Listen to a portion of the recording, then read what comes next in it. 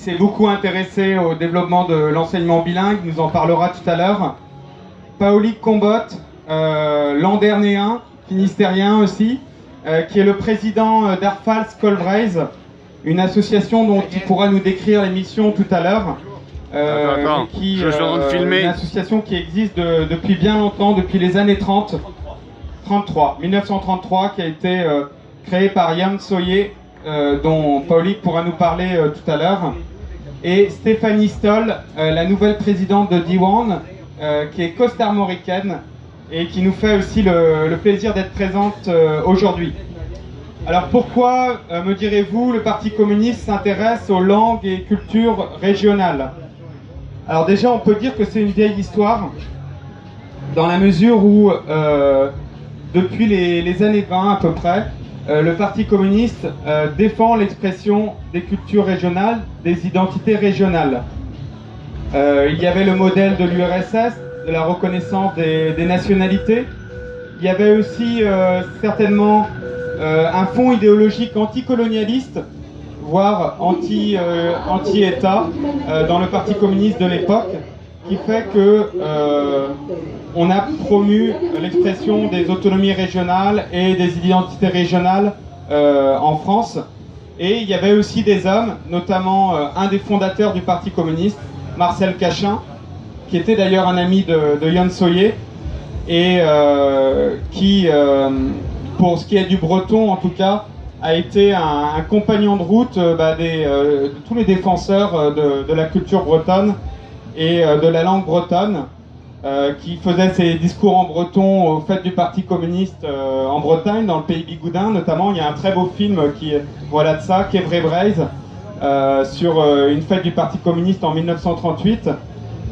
Marcel Cachin et son journal, l'Humanité, ont aussi défendu les autonomistes bretons au début des années 1930, par exemple au moment de l'explosion du monument de la honte à Rennes, où on voyait Anne de Bretagne agenouillée devant le roi de France. Il y a eu une répression policière formidable, et à ce moment-là, l'Humanité défendait les défenseurs du breton et de l'autonomie bretonne, comme les communistes aussi étaient associés aux autonomistes alsaciens dans les années 20, et jusqu'à présenter des candidats avec eux. Après, il y a eu une évolution avec le Front populaire. Le Front populaire, c'est un petit peu la conversion du Parti communiste au patriotisme, à la nation, et donc une mise en retrait de cette défense des identités régionales, mais pas complètement non plus, parce que par exemple dans la résistance, parmi les résistants communistes de Bretagne, beaucoup parlaient breton, et à la Libération, c'est le Parti communiste qui dépose le premier projet de loi pour la reconnaissance de l'enseignement du breton à l'école publique. Un projet de loi qui est porté par des députés finistériens de l'époque. Il y avait Gabriel Paul, il y avait Alain Signor, Marie Lambert, un député des Côtes-d'Armor aussi, Marcel Hamon, et un député du Morbihan, en 1947.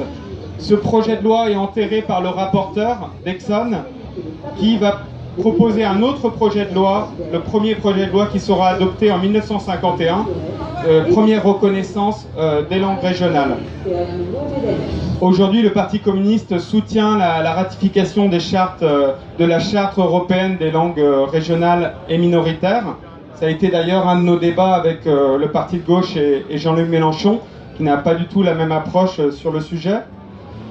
Pourquoi? Parce que nous considérons que la culture française, elle est plurielle, que la France, au XVIe siècle encore, il n'y avait que 1% des Français qui parlaient le français. À la Révolution, il n'y avait que 15 départements où le français était la langue dominante dans ces départements, et que à la guerre 14, il y avait 1 200 000 locuteurs du breton. Donc l'idée que la République serait associée à une langue unique ne nous paraît pas une idée juste, ça nous apparaît même comme une forme d'impérialisme culturel. La République est riche de la diversité de ses cultures régionales et de ses langues du peuple. On compte 75 langues régionales et minoritaires en France, selon un rapport de 1999. Et c'est un patrimoine commun à vocation universelle, parce que chaque culture porte sa vocation à l'universalité, à quelque chose à nous dire de l'âme humaine et de la vie. Et c'est important de préserver ce patrimoine qui est aujourd'hui en danger, puisque en Bretagne, par exemple, on n'a plus que 200 000 locuteurs du breton, avec la disparition malheureusement de beaucoup de locuteurs qui ont appris le breton dans leur famille, et donc une difficulté à renouveler les locuteurs et surtout à pouvoir faire un usage public de la langue qui justifierait son apprentissage et son enseignement. Alors par ailleurs, parmi vous, je vais céder la parole à mes invités. On a l'honneur aussi de recevoir Dominique Bucchini, qui était le président de l'Assemblée de Corse dans les années 90, jusqu'au dernier mandat, et qui a permis la reconnaissance du corse comme langue officielle de la Corse, au même titre que le français. Donc il n'y a aucune fatalité à ce que le français soit considéré comme la seule langue de culture porteuse d'universel en France. La France est riche de la diversité de ses territoires, de ses cultures, et c'est un patrimoine qui nous revient de préserver. Donc on va structurer le débat en 3 temps. Je propose en 4 temps. Je propose que dans un premier temps, nos invités nous fassent un état des lieux de la langue et de la culture bretonne. Quelles sont les initiatives prises pour les sauvegarder? Comment se portent-elles aujourd'hui?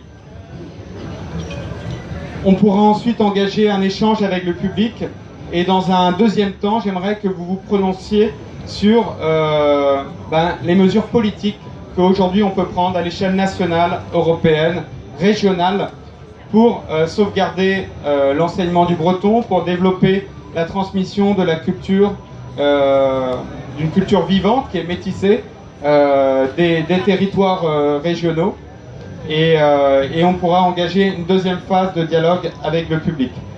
Donc je propose pour le premier temps d'intervention de partir de ma droite, donc de